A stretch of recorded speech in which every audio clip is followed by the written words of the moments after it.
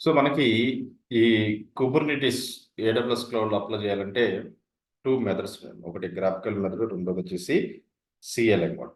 So ఈ 2 మెథడ్స్లో మీరు దేంట్లైనా apply చేసుకోవచ్చు.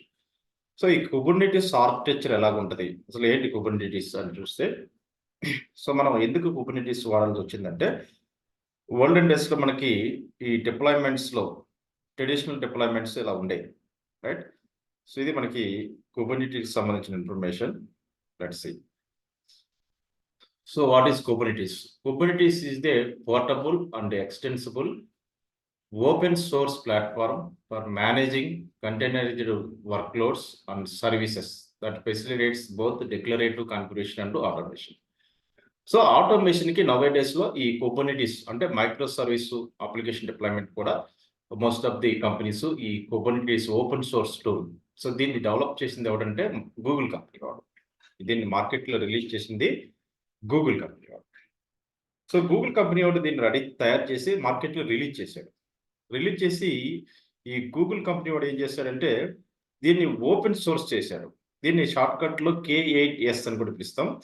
సో దీన్ని మార్కెట్లో రిలీజ్ చేసి ఓపెన్ సోర్స్ చేశారు. ఎప్పుడైతే మనకి OSPF ఓపెన్ సోర్స్ ఫౌండేషన్ అయిందో, ఇక మిగతా క్లౌడ్ సర్వీస్ ప్రొవైడర్స్ ఎవరైతే ఉన్నారో, మనకి AWS క్లౌడ్ ఉంది, రైట్? సో AWS క్లౌడ్ ఉంది, అలాగే మైక్రోసాఫ్ట్ ఎజూర్ క్లౌడ్ ఉంది, మైక్రోసాఫ్ట్ ఎజూర్, రైట్? అలాగే మనకు కావాల్సిన GCP గూగుల్ క్లౌడ్ కూడా ఉంది, రైట్? సో వీళ్ళు ఏం చేశారంటే AWS వాడు ఈ ఓపెన్ సోర్స్ కుబర్నిటిస్ అనే సాఫ్ట్వేర్ని తీసుకొని, సో ఈ సర్వీస్ని వాడు AWS సర్వీసెస్లో యాడ్ చేస్తున్నాడు. దానికి పేరు ఏమి ఇచ్చారంటే EKS ఎలాస్టిక్ కుబర్నిటిస్ సర్వీస్ అని పెట్టున్నాడు పేరు. వాడు పెట్టుకుంటే మరి మైక్రోసాఫ్ట్ పెట్టుకుంటాడా? వాడు కూడా యాడ్ చేసుకున్నాడు. సో ఈ కుబర్నిటిస్ వాడే యాడ్ చేసుకుని వాడే పెట్టిన టైటిల్ AKS ఎజూర్ కుబర్నిటిస్ సర్వీస్ అని వాడు టైటిల్ పెట్టుకున్నాడు, ఎజూర్ కుబర్నిటిస్ సర్వీస్. మరి గూగుల్లో వాడిదే అసలు యాక్చువల్ ప్రొడక్ట్. సో వాడేం చేసుకున్నట్టు GKS అని title, Google Kubernetes service. So elastic Kubernetes service AWSలో అదే కాన్సెప్ట్, ఎజూర్లో AKS అని పిలుస్తాం, అదే కాన్సెప్ట్ని గూగుల్లో GKS అని పిలుస్తాం. అంటే ఇక్కడ కాన్సెప్ట్ కామన్. అంటే ఇక్కడ చూడండి, మీరు క్లౌడ్ ప్లాట్ఫామ్ నేర్చుకునేటప్పుడు ఒక క్లౌడ్ మీరు పర్ఫెక్ట్గా నేర్చుకుంటే మిగతా 2 క్లౌడ్ ప్లాట్ఫామ్స్ మీకు ఆటోమేటిక్గా వస్తాయి అన్నమాట, రైట్? సో ఒకటే పర్ఫెక్ట్ కాన్సెప్ట్ పర్ఫెక్ట్ నేర్చుకుంటే మిగతాది మీకు ఆటోమేటిక్గా వచ్చేస్తుంది. That is advantage of the cloud. See for example మన కుబర్నిటిస్ని దీంట్లో అప్లై చేయాలనుకుంటున్నాం AWSలో, రైట్? సో AWSలో ఎలా అప్లై చేయాలి, ఎలా చెక్ చేయాలి చూద్దాం. సేమ్ కాన్సెప్ట్ మీకు ఎజూర్లో ఉంటుంది, సేమ్ కాన్సెప్ట్ GCPలో కూడా ఉంటుంది.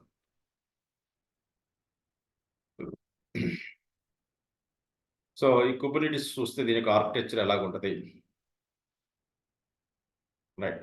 సో మనకి కుబర్నిటిస్ యాజ్ ఎ సర్వీస్గా యూజ్ చేస్తున్నాం. దీంట్లో మనం AKS ఎజూర్లో ఎజూర్ కుబర్నిటిస్ సర్వీస్ అని పిలుస్తాం. దీన్ని మనం AWSలో EKS యొక్క service name elastic Kubernetes service అంటాం. ఇప్పుడు మనం డిస్కస్ చేసేది EKS గురించి. అలాగే గూగుల్లో దీన్ని ఏమంటామంటే GKE గూగుల్ కుబర్నిటిస్ ఇంజిన్ అని పిలుస్తాం. ఈ కుబర్నిటిస్ సర్వీసు క్లౌడ్లో డిఫరెంట్ నేమ్స్ అనేవి ఉన్నాయి. ఏ క్లౌడ్ అయినా కాన్సెప్ట్ ఒకటే. సో ఎందుకు ఈ కుబర్నిటిస్ వాడతాం అది ముందు ఫస్ట్ మీరు తెలుసుకోవాలి. ఈ కుబర్నిటిస్ ఆర్కిటెక్చర్ చూస్తే దీంట్లో మనకి కొన్ని కుబర్నిటిస్ కాంపోనెంట్స్ చూస్తే కొన్ని మాస్టర్ కాంపోనెంట్స్, కొన్ని నోడ్ కాంపోనెంట్స్ ఉంటాయి. ఏంటి మాస్టర్ కాంపోనెంట్స్, ఏంటి నోడ్ కాంపోనెంట్స్ చెక్ చేసుకోవాలి. అసలు ఎందుకు ఈ మార్కెట్లో కుబర్నిటిస్ రిలీజ్ చేశారంటే because of Kubernetes is the portable and extensible open source. Main reason అంటే ఫ్రీ సాఫ్ట్వేర్. ఇప్పుడు జెంకిన్స్ ఎలాగో free, Ansible free, Terraform free. So మనకి డెవాప్స్ టూల్ ఇయ్యగా famous tools. Terraform famous tool, one of the tool.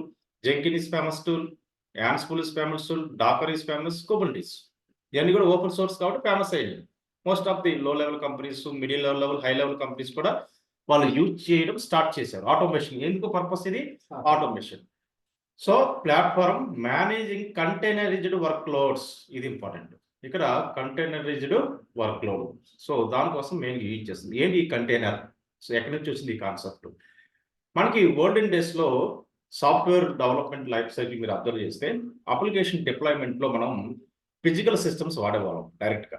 ఇప్పుడు virtualisation technology రాకముందు ఆర్గనైజేషన్స్లో ఏదైనా applications deploy చేయాలంటే మనం ఏం చేసేవాళ్ళం అంటే డైరెక్ట్గా ఫిజికల్ సర్వర్స్ తీసుకొని ఫిజికల్ సర్వర్స్ డిప్లాయ్మెంట్ చేసేవాళ్ళం. ఇప్పుడు ఫిజికల్ సర్వర్స్ డైరెక్ట్ తీసుకున్నారు అనుకోండి, ఇది ఫిజికల్ సర్వర్. ఈ ఫిజికల్ సర్వర్లో ఇట్స్ మేబీ లైనక్స్ సర్వర్ కావచ్చు, విండోస్ సర్వర్ కావచ్చు. దీంట్లో హార్డ్వేర్ ఉంటుంది. సో హార్డ్వేర్ రిసోర్స్ మనం చెప్పాం కదా, హార్డ్వేర్ రిసోర్స్లో మెయిన్గా మనం ఏం డిస్కస్ చేసాం, ర్యామ్ ఉంటుంది, రైట్, మైక్రో ప్రాసెసర్ ఉంటుంది ప్రతి కంప్యూటర్కి, హార్డ్ డిస్క్ ఉంటుంది. ఈ మూడింటినిగా మనం హార్డ్వేర్ రిసోర్స్ అంటాం. ప్రతి సిస్టమ్ ప్రతి సర్వర్కి ర్యామ్ మ్యాండేటరీ కావాలి, మైక్రో ప్రాసెసర్ కావాలి మ్యాండేటరీ, హార్డ్ డిస్క్ కావాలి. సో దీంట్లో మనం ఈ హార్డ్వేర్ పైన ఓఎస్ ఇన్స్టాల్ చేస్తాం, operating system on top of it. So OS install చేసి ఓఎస్ పైన మనకు కావాల్సిన అప్లికేషన్స్ ని డిప్లాయ్ చేస్తాం, యాప్ అనేది డిప్లాయ్ చేస్తాం, అప్లికేషన్స్ ని రన్ చేస్తాం. డిప్లాయ్ అంటే రన్ చేస్తాం. ఇలా ఫిజికల్ సిస్టమ్స్ లో మనం నెంబర్ ఆఫ్ అప్లికేషన్స్ డిప్లాయ్ చేయాలంటే నెంబర్ ఆఫ్ ఫిజికల్ సిస్టమ్స్ అవసరం అయ్యేది. ఇలా నెంబర్ ఆఫ్ సిస్టమ్స్, ఇప్పుడు 3 అప్లికేషన్ డిప్లాయ్ చేయాలంటే ఇక్కడ ఒక అప్లికేషన్ డిప్లాయ్ చేస్తాం, దీంట్లో ఇంకొక అప్లికేషన్ డిప్లాయ్ చేయాలంటే ఇంకొక సర్వర్ తీసుకోవాలి, ఇంకొక అప్లికేషన్ తీసుకోవాలంటే ఇంకొక సర్వర్ తీసుకోవాలి. అంటే ఇప్పుడు number of physical servers increase చేసుకుంటే మరి ఆటోమేటిక్గా సర్వర్స్ ఇంక్రీజ్ చేయాలంటే మరి ఆటోమేటిక్గా కాస్ట్, క్యాపిటల్ ఎక్స్పెండిచర్ కూడా ఇంక్రీజ్ అయితే ఆటోమేటిక్గా అది ప్రాబ్లం. అదేనా, నువ్వు నెంబర్ ఆఫ్ అప్లికేషన్స్ ఒకేసారి రన్ చేయాలి, రైట్. సో మల్టిపుల్ కంప్యూటర్స్ కావాలి, మల్టిపుల్ అప్లికేషన్స్ రన్ చేయాలంటే నీ దగ్గర మల్టిపుల్ కంప్యూటర్స్ ఉండాలా లేదా? మల్టిపుల్ కంప్యూటర్స్ అంటే మల్టిపుల్ కంప్యూటర్స్ పర్చేజ్ చేయాలంటే దీనికి 1 lakh, దీనికి 1 lakh, 3 lakhs ఖర్చు అయిద్దా? అది ప్రాబ్లం. ఇంత ఖర్చు కంపెనీ మనకి బడ్జెట్ లో ఇది ప్రాబ్లం అవుతుంది అనమాట. సో క్యాపిటల్ ఎక్స్పెండిచర్ ఇంక్రీజ్ అవుతుంది. ఇంకా ఎంఎన్సీ కంపెనీ వాడు ఏం చేస్తాడంటే ఇంత ఇన్ఫ్రాస్ట్రక్చర్ నేను మేనేజ్ చేయలేను, అప్లికేషన్ డిప్లాయ్మెంట్కి మల్టిపుల్ అప్లికేషన్ డిప్లాయ్ చేయాలంటే ఎయిట్ సొల్యూషన్, రైట్. సో మనకు కాస్ట్ తగ్గించుకొని మనకు కావాల్సిన మల్టిపుల్ అప్లికేషన్ డిప్లాయ్మెంట్ చేయాలి. దానికి ఇప్పుడు ట్రెడిషనల్ మెథడ్ యూజ్ చేసుకుంటే ఏంటి ప్రాబ్లం, ఖర్చు ఎక్కువ అవుతుంది ట్రెడిషనల్ మెథడ్లో. ఎందుకంటే డైరెక్ట్గా ఫిజికల్ సర్వర్స్ కొని మనం చేయాలి, డైరెక్ట్గా ఫిజికల్ సర్వర్ తీసుకుంటాం, రైట్. ఫిజికల్ సర్వర్లో ఓఎస్ ఇన్స్టాల్ చేస్తాం, నీకు కావాల్సిన అప్లికేషన్ జావా, .NET ఇవన్నీ కూడా డిప్లాయ్ చేసి రన్ చేసి చెక్ చేసుకుంటాం. ఇలా మల్టిపుల్ అప్లికేషన్స్ రన్ చేయాలంటే మల్టిపుల్ సర్వర్స్ని పర్చేజ్ చేయాల్సి వస్తుంది. దానివల్ల మనకి కంపెనీ యొక్క ఖర్చు ఇంక్రీజ్ అవుతుంది, capital expenditure, operation expenditure increase అవుతుంది ఆటోమేటిక్గా. సో అది ప్రాబ్లం మెయిన్గా. సో దానికోసమే ఆటోమేషన్ స్టార్ట్ అయింది. ఇక్కడ మేము మాన్యువల్ మెథడ్ చేస్తున్నాం, capital expenditure, operation expenditure increase అవుతుంది. సో నెక్స్ట్ స్టేజ్ 2లో ఏమైందంటే ఇక కంపెనీస్ అందరూ కూడా సో వర్చువలైజేషన్ టెక్నాలజీని యూజ్ చేయడం స్టార్ట్ చేశారు. ఈ వర్చువలైజేషన్ టెక్నాలజీలో డిఫరెంట్ వర్చువలైజేషన్ సాఫ్ట్వేర్స్ యూజ్ చేశారు. సో ఇప్పుడు మనకి ఇక్కడ కాన్సెప్ట్ ఏంటంటే మనకి ఇన్స్టిట్యూట్ ఆఫ్ 3 వర్చువల్ మిషన్ ప్లేస్లో, రైట్, ఇక్కడ 3 వర్చువల్ మిషన్ తీసుకున్న 3 అప్లికేషన్ డిప్లాయ్ చేయడానికి ఇలా 3 ఫిజికల్ సర్వర్స్ కాకుండా ఒకటే ఫిజికల్ సర్వర్ తీసుకొని ఈ ఫిజికల్ సర్వర్లో మనకు కావాల్సిన వర్చువలైజేషన్ సాఫ్ట్వేర్ ఇన్స్టాల్ చేసుకుని, ఫర్ ఎగ్జాంపుల్ VMware, ఈ VMwareలో నీకు కావాల్సిన మల్టిపుల్ వర్చువల్ మిషన్స్ ఇన్స్టాల్ చేసుకొని నీకు కావాల్సిన అప్లికేషన్ డిప్లాయ్ చేయడం స్టార్ట్ చేశారు, రైట్. సో నువ్వు 3 యాప్స్ డిప్లాయ్ చేయాలి. అంతకుముందు 3 ఫిజికల్ సర్వర్స్ తీసుకున్నావు. స్టేజ్ 2లో 3 ఫిజికల్ సర్వర్స్ తీసుకోవట్లా, ఈ 2 సర్వర్స్ తీసుకోవట్లా, ఒకటే సర్వర్ తీసుకుంటున్నా. సాఫ్ట్వేర్ ఏ వాడుతున్నా, వర్చువలైజేషన్ సాఫ్ట్వేర్. దీంట్లో నాకు కావాల్సిన virtual machine 1, virtual machine 2, virtual machine 3. Virtual machine 1లో ఒక అప్లికేషన్ డిప్లాయ్ చేస్తాను, దీంట్లో ఒక అప్లికేషన్, దీంట్లో అప్లికేషన్ డిప్లాయ్ చేస్తాను. Just we can do it. Automatic మనకు 2 సిస్టమ్స్ సేవ్ అయినట్టుగా. So that is the virtualization, right. So ఇది second level deployment. So virtualized డిప్లాయ్మెంట్లో మనం ఏంటంటే ఈ హైరార్కీ యూజ్ చేస్తున్నాం. సో ఇక్కడ చూస్తే మనకి same physical hardware same, operating system same, on top of it we are installing the external software. So virtualisation software, so Hyper-V కావచ్చు, VMware కావచ్చు, వర్చువల్ బాక్స్ కావచ్చు, vGrant కావచ్చు, ఇలా. సో ఏదో ఒక వర్చువలైజేషన్ సాఫ్ట్వేర్ ఇన్స్టాల్ చేసుకొని దాని ద్వారా మనకు కావాల్సిన వర్చువల్ మిషన్స్ క్రియేట్ చేస్తాం, నాట్ ఫిజికల్. ఇక్కడ ఫిజికల్ మిషన్స్ తీసుకుంటున్నాం కదా, instead of physical servers we are using the virtual servers. On top of virtual machines, we are deploying our applications. So this is the virtualized deployment. Stage 1 to post stage 2 better ega? Yes. ఇక్కడ 3 application deploy అంటే 3 virtual machine తీసుకోవాలి. అదే 3 applications ఇక్కడ 3 virtual machines deploy చేసుకోవచ్చు, 3 physical servers కావాలి. Single physical సర్వర్లోనే virtualization software use చేసిన applications ని డిప్లాయ్ చేయొచ్చు. ఇది వర్చువలైజేషన్ యొక్క అడ్వాంటేజ్. బట్ దీంట్లో కొంత డ్రాబ్యాక్ ఏంటంటే ఇక్కడ మనకి బేస్ కంప్యూటర్ ఉంటుంది, ఆపరేటింగ్ సిస్టమ్ ఇన్స్టాల్ చేస్తాం, దాంట్లో వర్చువలైజేషన్ సాఫ్ట్వేర్ ఇన్స్టాల్ చేస్తాం. కానీ ఆ బేస్ కంప్యూటర్ యొక్క హార్డ్వేర్ కన్జ్యూమ్ అవుతాం. ఇక్కడ నువ్వు ఏదైతే బేస్ కంప్యూటర్ తీసుకుంటున్నావు దాని యొక్క హార్డ్వేర్ కెపాసిటీ షేర్ అయింది. సో ఇప్పుడు నీ కంపెనీకి సంబంధించిన మెయిన్ సర్వర్ ఒకటి తీసుకుంటాం, ఫిజికల్ సర్వర్. ఈ ఫిజికల్ సర్వర్లో నువ్వు ఏం చేస్తావు? Operating system Linux, Windows install చేస్తావు. దీంట్లో హార్డ్వేర్ ఉంటుంది కదా, హార్డ్వేర్ రిసోర్స్ ర్యామ్ యూజ్ చేస్తావు కదా. సో ర్యామ్ వచ్చేసి నీకు 16 GB ర్యామ్, రైట్. అలాగే మైక్రో ప్రాసెసర్ వచ్చి i3, i5, i7 వస్తావు. హార్డ్ డిస్క్ వచ్చేసి 1 TB హార్డ్ డిస్క్ యూజ్ చేస్తావు. దీంట్లో సో హార్డ్వేర్ ఉంది, on top of it OS install చేసావు. అయితే దీంట్లో మనం ఏం చేస్తాం? వర్చువలైజేషన్ సాఫ్ట్వేర్ ఇన్స్టాల్ చేస్తాం. ఫర్ ఎగ్జాంపుల్ VMware అనే వర్చువలైజేషన్ సాఫ్ట్వేర్ ఇన్స్టాల్ చేస్తాం. VMware ఓపెన్ చేస్తాం. VMwareలో మనకు కావాల్సిన మల్టిపుల్ ఆపరేటింగ్ సిస్టమ్స్ లాంచ్ చేస్తాం, రైట్. ఇక్కడ virtual machine 1, virtual machine 2, virtual machine 3, virtual machine 4 ఇలా లాంచ్ చేస్తాం. నీ బేస్ కంప్యూటర్ ర్యామ్ ఎంత ఉంది? 16 GB. నీ బేస్ కంప్యూటర్కి ఒక 2 GB ర్యామ్ ఇచ్చావు అనుకో, ఇంకా మనకి ప్రీ ర్యామ్ ఎంత ఉంటుంది? 16 GBలో 2 పోతే ఎంత ఉంటుంది మనకి? 14 GB. ఆ వర్చువల్ మిషన్కి ఒక 4 GB ఇచ్చావు, సెకండ్ వర్చువల్ మిషన్కి ఒక 4 GB ఇచ్చావు, third virtual machine 4 GB, fourth virtual machine 4 GB. సరిపోద్ది మనకి ర్యామ్ 4 సిస్టమ్స్కి? అంటే ఆటోమేటిక్గా ఈ RAM, micro processor, hard disc, base computer యొక్క హార్డ్వేర్ ఈ VMs కి షేర్ అవుతుందా లేదా? రైట్. దీనికి ర్యామ్ ఇవ్వాలి కంపల్సరీ, VM క్రియేట్ చేయాలంటే ఎస్. దీనికి ర్యామ్ ఇవ్వాలా? ఎస్. దీనికి ర్యామ్ ఇవ్వాలి? ఎస్. అంటే బేస్ కంప్యూటర్ యొక్క హార్డ్వేర్ కంపల్సరీ ఈ వర్చువల్ మిషన్ కి షేర్ అవుతుంది. ఇది దీంట్లో ఉన్న డిసడ్వాంటేజ్. అంటే నెంబర్ ఆఫ్ వర్చువల్ మిషన్స్ ఇక్కడ ఎక్కువ క్రియేట్ చేయలేము. కొన్ని చేయొచ్చు, బట్ ఫస్ట్ స్టేజ్లో post second stage better. So కొన్ని వర్చువల్ మిషన్ మనం క్రియేట్ చేయగలుగుతాం based on the base computer యొక్క హార్డ్వేర్ని బట్టి, రైట్. ఇక్కడ మనకు మీ సిస్టంలో VMware డౌన్లోడ్ చేసి ఇన్స్టాల్ చేసుకుని ఓపెన్ చేసుకుంటే ఈ ఫార్మెట్లో VMware వస్తుంది. ఇప్పుడు నా బేస్ కంప్యూటర్ సర్వర్ ఉంది, ఈ VMwareలో నాకు కావాల్సిన అప్లికేషన్స్ని డిప్లాయ్ చేస్తాను. VMwareలో నాకు కావాల్సిన సిస్టమ్స్ లాంచ్ చేసుకుని, నాకు కావాల్సిన వర్చువల్ మిషన్స్ ఇలా ఆన్ చేసుకుని ఈ వర్చువల్ మిషన్స్లో నేను అప్లికేషన్ డిప్లాయ్ చేస్తాను. బట్ ఈ వర్చువల్ మిషన్కి ర్యామ్ ఉందా, హార్డ్ డిస్క్ ఉందా, మైక్రో ప్రాసెసర్ ఉందా? మరి ఈ కెపాసిటీ బేస్ కంప్యూటర్ నుంచి తీసుకుందా ఇది? అంటే జీబీలో ఉందా కన్జంప్షన్ ఇక్కడ? ఎస్. ఇది డిసడ్వాంటేజ్. ఈ జీబీలో ఉండటం వల్ల ఏంటంటే base computer hardware configuration increase చేయాల్సి వస్తుంది. మనకి నెంబర్ ఆఫ్ వర్చువల్ మిషన్ కావాలంటే బేస్ కంప్యూటర్ యొక్క RAM, micro processor, hard disc ని సైజ్ని ఇంక్రీజ్ చేయాల్సి వస్తుంది. దానివల్ల కొంత కాస్ట్ కూడా మనకి ఇంక్రీజ్ అవుతుంది. బట్ కంపేర్ టు ఫిజికల్ సర్వర్స్తో పోస్తే ఈ వర్చువల్ సర్వర్స్ బెస్ట్, రైట్. కొంత బెటర్ అనమాట. ఈ సిచ్యువేషన్లో పోతే సెకండ్ సిచ్యువేషన్ బెటర్. ఓకే. కొన్ని రోజులు పోయిన తర్వాత మనకి లేటెస్ట్ టెక్నాలజీ వచ్చింది, కంటైనర్ డిప్లాయ్మెంట్ స్టార్ట్ చేశారు. ఈ కంటైనర్ డిప్లాయ్మెంట్లో మనకి డాకర్ కాన్సెప్ట్ అనేది యూజ్ చేస్తాం. ఇక్కడ VMware యూజ్ చేస్తాం కదా, వర్చువలైజేషన్ సాఫ్ట్వేర్.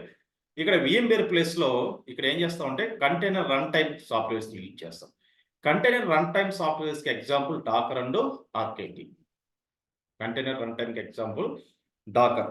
సో డాకర్ అనేది ఒక ఆర్గనైజేషన్ వాడిది. RKT అనేది ఒక సాఫ్ట్వేర్ ఉంది, అది కూడా కంటైనర్ రన్ టైమ్ కోసం యూజ్ చేస్తాం, రైట్. ఈ రెండింటిని కూడా మైక్రో సర్వీస్ కోసం యూజ్ చేస్తాం. ఇక్కడ డెవాప్స్లో చూస్తే ఈ డెవాప్స్ టూల్స్లో ఇక్కడ మనకి right cloud computing, monitoring, container and micro సర్వీస్లో చూస్తే డాకర్, RKT, కుబర్నెటిస్. ఈ డాకర్, RKT రెండు కూడా కుబర్నెటిస్లో వాడతాం. సో డాకర్ అండ్ RKT ఈ రెండింటిని కూడా ఏమంటాం అంటే కంటైనర్ రన్ టైమ్ అని పిలుస్తాం, రైట్. ఇక్కడ కంటైనర్ రన్ టైమ్ సాఫ్ట్వేర్స్ అంటాం.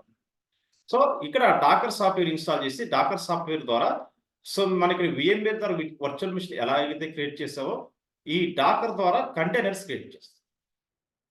మరి ఏంటి difference between the virtual machine and container? Virtual machine యొక్క కన్జంప్షన్ జీబీలో ఉంటే కంటైనర్ యొక్క కన్జంప్షన్ MBలో ఉంటుంది. అదేవిధంగా ఈ base computer RAM, hard disk, micro processor ఉంటుంది కదా హార్డ్వేర్లో. ఈ హార్డ్వేర్ నుంచి ఇక్కడ MBలో కన్జంప్షన్ ఉంటుంది ఈ కంటైనర్. MBలో కన్జంప్షన్ అంటే నెంబర్ ఆఫ్ కంటైనర్స్ ఎక్కువ క్రియేట్ చేసుకోవచ్చు కదా. ఇక్కడ జీబీలో ఉంది కన్జంప్షన్. ఈ హార్డ్వేర్లో ఈ వర్చువల్ మిషన్కి 2 GB RAM, so 64 GB hard disk, micro processor allocation ఇదంతా జరుగుతుంది. వర్చువల్ మిషన్ యొక్క కన్జంప్షన్ జీబీలో ఉంటే కంటైనర్ యొక్క కన్జంప్షన్ MBలో ఉంటుంది. అంటే ఈ అప్లికేషన్ రన్ అవడానికి ఎంతైతే ర్యామ్ కావాలో అంత తీసుకుంటుంది కంటైనర్. ఈ అప్లికేషన్ రన్ అవడానికి ఎంతైతే హార్డ్ డిస్క్ స్పేస్ కావాలో అంతే యూజ్ చేస్తుంది. అంటే ఇక్కడ స్పేస్ అనేది వేస్ట్ అవ్వదు. వర్చువల్ మిషన్లో మనకి RAM space, hard disk space waste అవుతుంది. అది ప్రాబ్లం, అది దీంట్లో ఉన్న డ్రాబ్యాక్. అందుకోసం మనం ఏం చేస్తాం, ఇన్స్టెడ్ ఆఫ్ వర్చువల్ మిషన్లో అప్లికేషన్ డిప్లాయ్మెంట్ చేయకుండా దాన్ని రీప్లేస్ చేసి కంటైనర్స్ క్రియేట్ చేసి కంటైనర్లో అప్లికేషన్ డిప్లాయ్ చేస్తున్నాం. సో కంటైనర్లు డిప్లాయ్మెంట్ చేయడం వల్ల కంటైనర్ ఏం చేస్తుందంటే ఈ అప్లికేషన్ రన్ అవ్వడానికి కావాల్సిన ఎంతైతే ర్యామ్, హార్డ్ డిస్క్ ఉందో అంత స్పేసే కన్జ్యూమ్ చేస్తాయి. ఫర్ ఎగ్జాంపుల్ ఈ అప్లికేషన్ రన్ అవ్వడానికి 10 MB ర్యామ్ కావాలి, 10 MB ర్యామ్ తీసుకుంటుంది.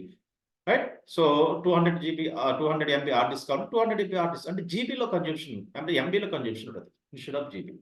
సో దాన్ని బట్టి మనకి ఇక్కడ ఎంబీలో మనకి కన్జంప్షన్ ఉంటే మనకి స్పేస్ ఎక్కువ ఉంటుందిగా ఫిజికల్ సిస్టంలో, ర్యామ్ ఎక్కువ ఉంటుంది, జీబీలో ఉంటుందిగా మనకి ర్యామ్. బట్ కంటైనర్ కన్జ్యూమ్ చేసేది ఎంబీఏగా, ఎంబీలో 1 ఎంబీ 2 ఎంబీ 3 ఎంబీ అలా కన్జ్యూమ్ చేస్తుంది కదా. అదే నెంబర్ ఆఫ్ కంటైనర్స్ ఎక్కువ క్రియేట్ చేసుకోవచ్చు కదా. So that is advantage. అంటే మల్టిపుల్ కంటైనర్స్ మనం ఇక్కడ మేనేజ్ చేయొచ్చు. మల్టిపుల్ కంటైనర్స్ ఎప్పుడైతే క్రియేట్ చేస్తావో మల్టిపుల్ అప్లికేషన్ రన్ చేసుకోవచ్చు కదా. So that is advantage, that is advantage.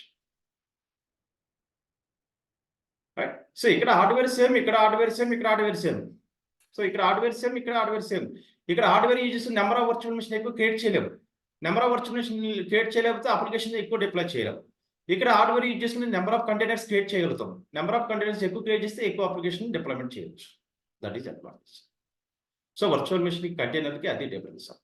So virtual machines ప్లేస్లో ఇప్పుడు మనకి కంటైనర్ డిప్లాయ్మెంట్ స్టార్ట్ చేసాం, కంటైనర్స్ యూజ్ చేసాం. ఈ కంటైనర్స్ ఎలా క్రియేట్ చేయాలి, కంటైనర్ క్రియేట్ చేయడానికి యూజ్ చేసే రన్ టైమ్ సాఫ్ట్వేర్సే ఈ రెండు. మార్కెట్లో ఉన్న ఈ రెండు కూడా ఓపెన్ సోర్సే. కంటైనర్ రన్ టైమ్ సాఫ్ట్వేర్స్ రెండు కూడా open source. So Docker is open source, rocket ఇది రెడ్ హాట్ ఒకటిది, ఇది కూడా open source container runtime open source software. Clear fine.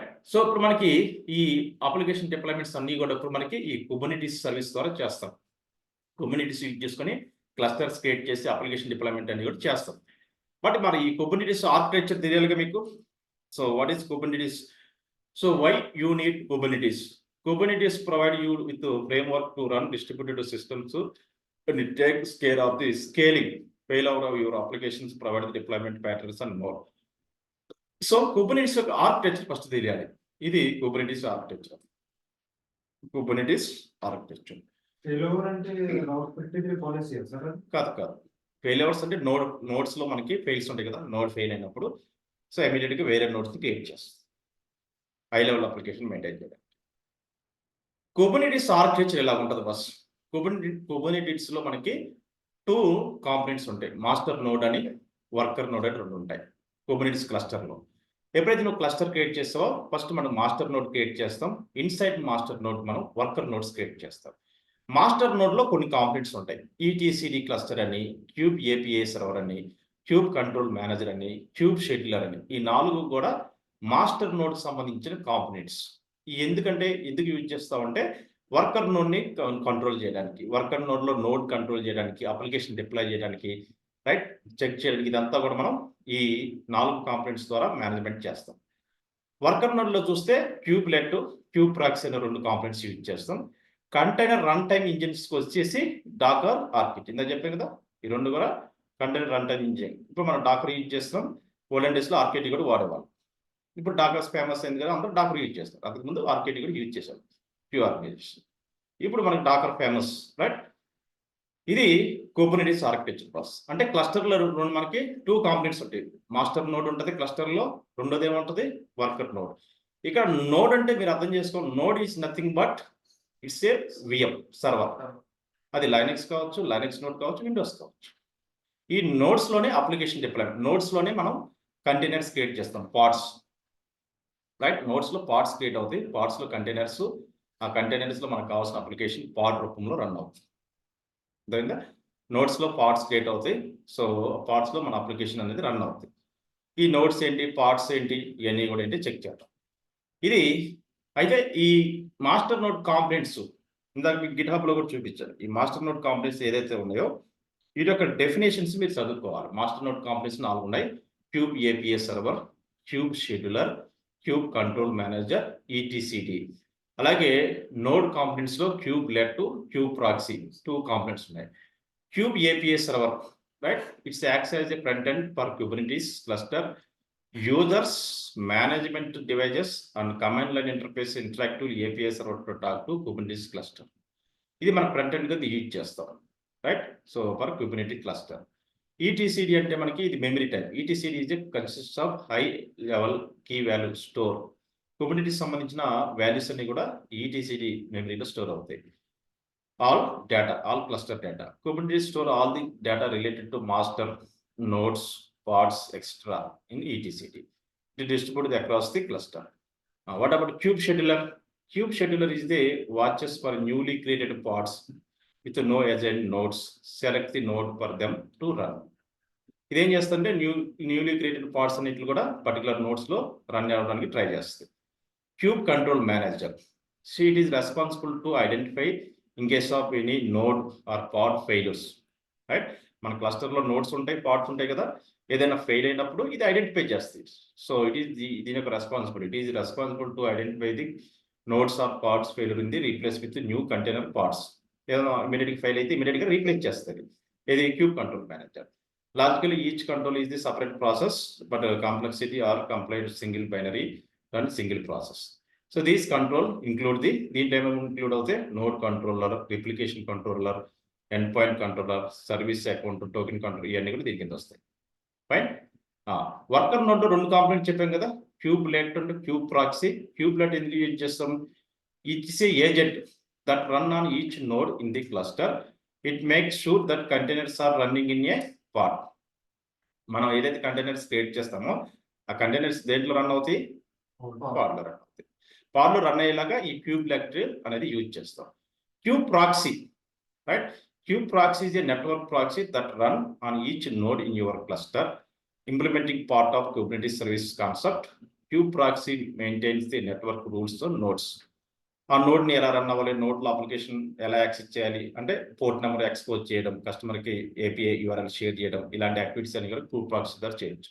These network rules ఎలా అంటే రూల్స్ ఎలా చేయడం, డినై చేయడం, రైట్? సో నెట్వర్క్ రూల్ ఎలా network communication to your parts from network inside out side of your cluster. Result మనం inside check చేసుకోవాలా, out side send చేయాలా అని బేస్డ్ ఆన్ క్యూబ్ ప్రాక్సీ ద్వారా రూల్స్ ప్రకారం మనం ఇంటర్నల్గా చర్చ చేసుకోవచ్చు, కస్టమర్కి షేర్ చేయొచ్చు. Container run type. It is the underlying software which is used to run our parts. Parts run అవడానికి మెయిన్గా మనం కంటైనర్ రన్ టైమ్స్ కూడా యూజ్ చేస్తాం, డాకర్ సాఫ్ట్వేర్. క్లియర్? సో అంటే మనకి అసలు ఈ కుబర్నెటిస్ కాంపోనెంట్స్ ఫస్ట్ అర్థం చేసుకోవాలి. దానికి కొంచెం ప్రాక్టికల్ చేసే ముందు దానికి ఆర్కిటెక్చర్ ఓవరాల్గా ఈ ఫార్మేట్లో ఉంటుంది. ఇది ఆర్కిటెక్చర్, రైట్? సో ఇది దీని యొక్క definitions. Cube APS server. This is the core of the Kubernetes control panel. The API server expose the HTTP API which can be used for query the cluster. ETCD, దీంట్లో values ఎలా store అవుతాయి? ETCD is the consists of high level key value store user Kubernetes backend store of all cluster data. Cluster data అంతా కూడా దేంట్లో store అవుతుంది? ETCD లో. Cube scheduler, control panel component that watches the newly created parts with no agent nodes and select node from them to run on it. Cube control manager, control panel components that run control process. Cloud control manager, cube control panel component that embedded cloud specific control logics అని apply చేస్తాం, right? Fine. ఇక్కడ container, ఇది container bus. Container అంటే ఏంటి, ఏమనుకుంటున్నారు? Container ఇందాక చెప్పాం కదా, రైట్? సో విఎంకి container difference. Container so is nothing but baby computer inside of a computer. It's computer లాగా ఉంటుంది, కానీ కంప్యూటర్ యూజ్ చేసే RAM, micro processor, hard disk జీబీలో ఉంటే కంటైనర్కి ఎంబీలు యూజ్ చేయాలి. అందుకని బేబీ కంప్యూటర్. ఇది స్మాలెస్ట్ కంప్యూటర్, బట్ యూసేజ్ అనేది తక్కువ ఉంటుంది అనమాట. మెయిన్గా వర్చువల్ మిషన్తో పోలిస్తే కంటైనర్ యొక్క యూటిలైజేషన్ తక్కువ ఉంటుంది. అప్లికేషన్కి ఎంతైతే ర్యామ్ కావాలి, ఎంతైతే హార్డ్ డిస్క్ కావాలో అంత స్పేస్ యూజ్ చేస్తుంది, అది ఎంబీలో. బట్ విఎం అలా కాదు, మనం ముందుగానే అలకేట్ చేస్తాం. ర్యామ్, మైక్రో ప్రాసెసర్ ముందుగానే అజైన్ చేస్తాం, జీబీలో అజైన్ చేస్తాం. అది డిఫరెన్స్, రైట్? సో ఇది మనకి బేబీ కంప్యూటర్ ఇన్సైడ్ ఏ కంప్యూటర్. సో కంటైనర్ ఈ ఫార్మేట్లో ఉంటుంది. ఫర్ ఎగ్జాంపుల్ ఈ అప్లికేషన్స్ మనం కంటైనర్ క్రియేట్ చేయొచ్చు. ఇలా కంటైనర్ మనం ఏమైనా రన్ అవుతాయి, మనకి కావాల్సిన అప్లికేషన్స్, యాప్స్ అన్ని కూడా రన్ చేస్తాం. ఫైన్. పాడ్, ఇది మనకు కావాల్సిన పాడ్. అప్లికేషన్ రన్ అయినందుకు మనకి ఎప్పుడైతే మనకి అప్లికేషన్స్ నోడ్లో డిప్లాయ్ చేస్తామో మనకి పాడ్స్ క్రియేట్ అవుతాయి. ప్రతి పాడ్కి మనకి ఈచ్ ఒక పాడ్కి ఐపీ అడ్రస్ అనేది అలకేట్ అవుతుంది. ఇది డిప్లాయ్మెంట్ ప్రాసెస్ ఈ ఫార్మేట్లో ఉంటుంది. Service is collection of the task are collection of the parts అంటాం. ఈ ఎంటైర్ కుబర్నెటిస్లో మనం ఒక లాంగ్వేజ్, మనం తీసుకునే ఇన్పుట్ అనేది ఒక లాంగ్వేజ్లో ఉంటుందమ్మా. యామిల్ లాంగ్వేజ్ కోడ్ వాడతాం. ఎంటైర్ కుబర్నెటిస్ డిప్లాయ్మెంట్లో మనం యూజ్ చేసే source code language YAML. Yes, JSON support చేయదు. Kubernetes will support only YAML. So YAML అంటే అనదర్ మార్కప్ లాంగ్వేజ్. ఈ యామిల్ సింటాక్స్ ఈ ఫార్మాట్ ఉంటుంది. ఏపీఈ వర్షన్, కైండ్, మెటాడేటా,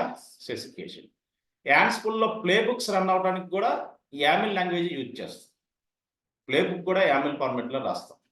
అర్థమైందా?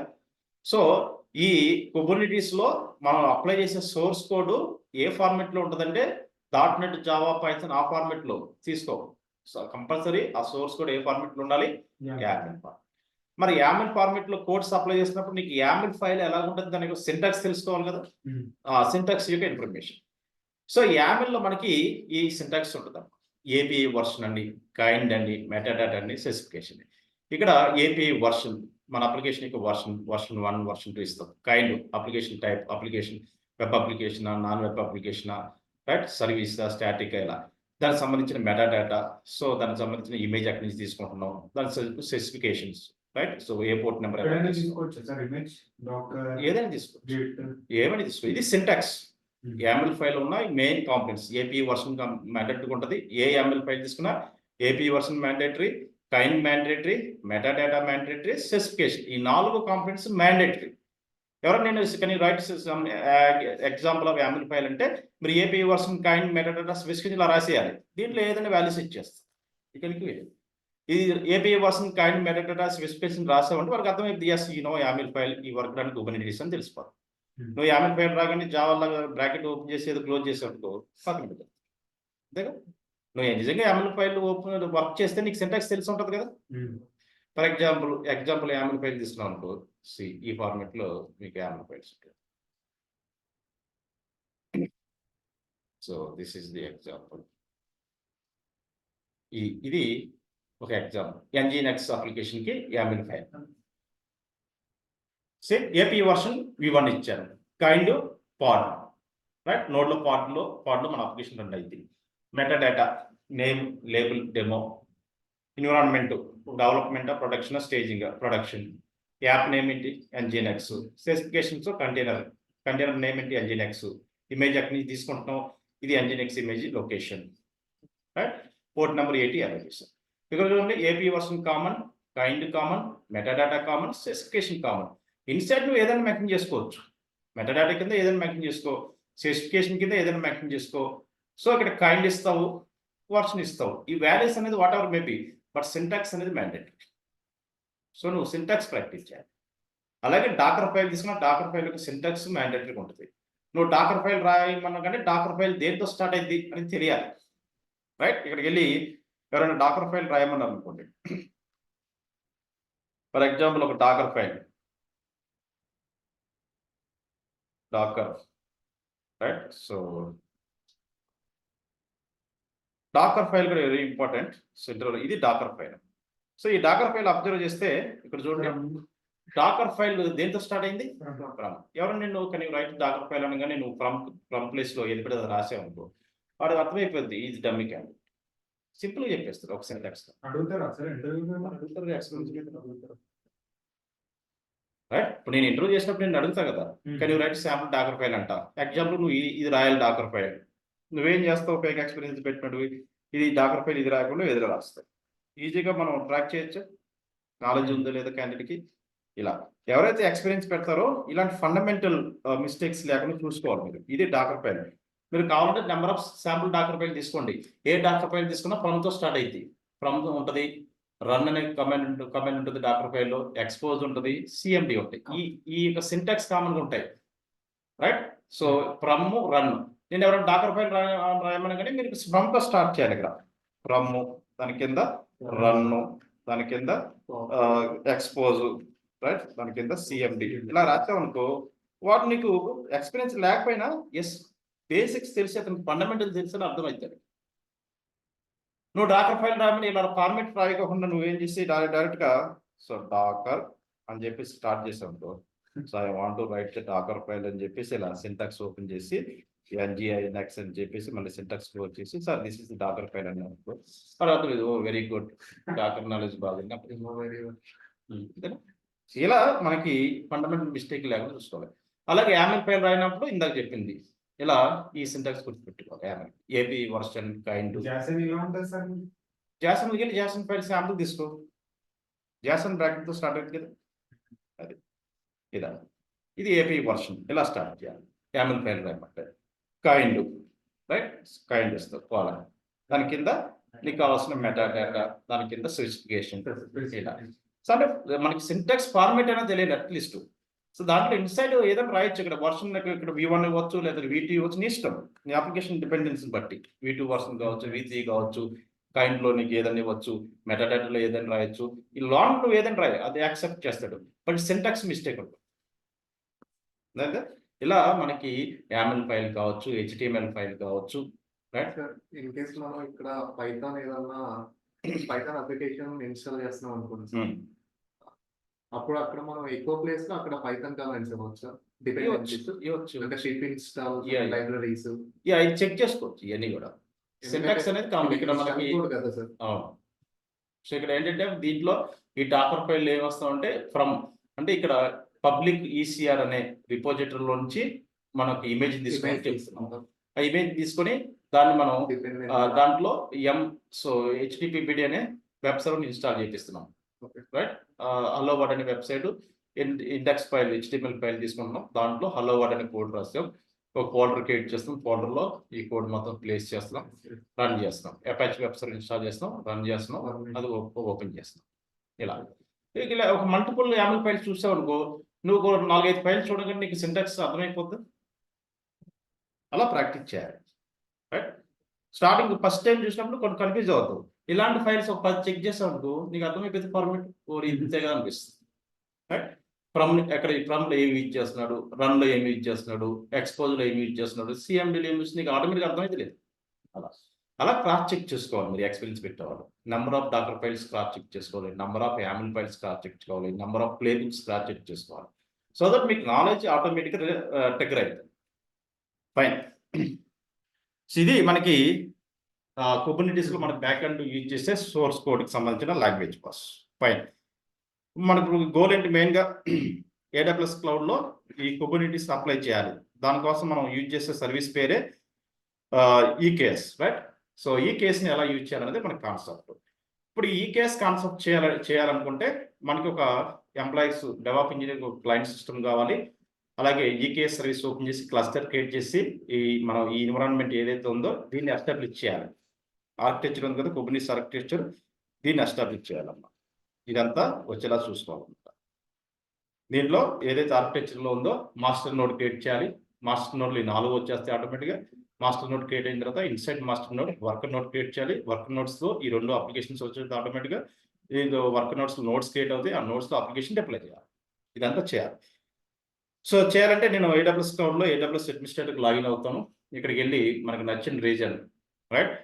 You go and select any reason. So నేను Mumbai reason select చేసుకుంటాను. మీ ఇష్టం, మీరు ఏ రీజన్ అయినా సెలెక్ట్ చేసుకోండి. ముంబై రీజన్లోకి వెళ్ళి ఇక్కడ గో అండ్ ఓపెన్, ఇంకొక ట్యాబ్ కూడా ఓపెన్ చేస్తున్నాను. సేమ్ ముంబై రీజన్లోకి వెళ్ళిపోయి, సో ముంబై రీజన్లో EC2 డాష్బోర్డ్కి వెళ్ళండి. క్లయింట్ సిస్టమ్ ఒకటి కావాలి, క్లస్టర్ ఒకటి కావాలి మనకి, రైట్? ఇప్పుడు గ్రాఫికల్ మోడ్లో మనకి కుబర్నెటిస్ ఎలా డిప్లాయ్మెంట్ చేయాలో చూపిస్తాం. ఇది ముంబై రీజన్ సెలెక్ట్ చేస్తున్నాను. సేమ్ ముంబై రీజన్లో మీకు కావాల్సిన EKS సర్వీస్ ఓపెన్ చేయండి. ఎలాస్టిక్ కుబర్నెటిస్ సర్వీస్ ఓపెన్ చేశాం, రైట్? దీని యొక్క డెఫినేషన్, దీనికి సంబంధించిన సాఫ్ట్ కాపీ మొత్తం ఇక్కడే ఇచ్చాడు. Elastic Kubernetes service Amazon EKS fully managed Kubernetes control panel. So EKS managed service that make it easy to Kubernetes and AWS without needing installing operating your Kubernetes control panel. Then you have pricing information, right? This is complete information ఇక్కడ ఇచ్చాడు. Fine. So ఇక్కడికి వెళ్ళిపోయి clusters మీద click చేయాలి, right? So ఇక్కడ వెళ్ళి by default ఎటువంటి clusters లేవు కదా. అసలు ఏంటి క్లస్టర్? ఫస్ట్ క్లస్టర్ డెఫినేషన్ తెలియాలి కదా. What is cluster? క్లస్టర్ ఇది nothing but collection of nodes. Cluster ఎందుకు యూజ్ చేస్తామంటే ఏదైనా అప్లికేషన్ డిప్లాయ్ చేయాలంటే ఇందాక చెప్పిన ఆర్కిటెక్చర్లో సో సింగిల్ సిస్టంలో అప్లికేషన్ డిప్లాయ్ చేస్తే దాన్ని ఏమంటామంటే స్టాండ్ అలోన్ అంటాం. సో అదే సింగిల్ సిస్టంలో అప్లికేషన్ ఇది. ఇప్పుడు ఒక కంప్యూటర్ తీసుకున్నాం, కంప్యూటర్లో హార్డ్వేర్ ఉంది, OS ఉంది, దాంట్లో అప్లికేషన్ డిప్లాయ్ చేస్తాం. దీన్ని ఏమంటామంటే సింగిల్ స్టాండ్ అలోన్ డిప్లాయ్మెంట్ అంటాం.